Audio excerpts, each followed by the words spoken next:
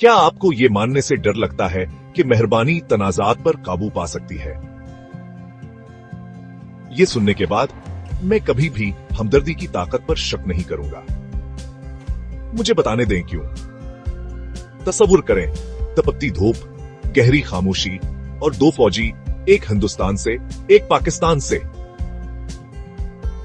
उन्हें दुश्मन बनना सिखाया गया था, लेकिन गहराई में दोनों के दिल में हमदर्दी थी। एक दिन फायरिंग के बाद हिंदुस्तानी फौजी जख्मी हो गया। सबने देखा, लेकिन पाकिस्तानी फौजी आगे बढ़ा। कोई बंदूक नहीं, कोई नफरत नहीं, बस एक पानी की बोतल और एक पट्टी सरहद के पार फेंकी गई। जख्मी फौजी ने शिकरगुजारी से हाथ जोड़े और बदले में इससे नफरत नहीं बल्कि एक दिली सलामी मिली।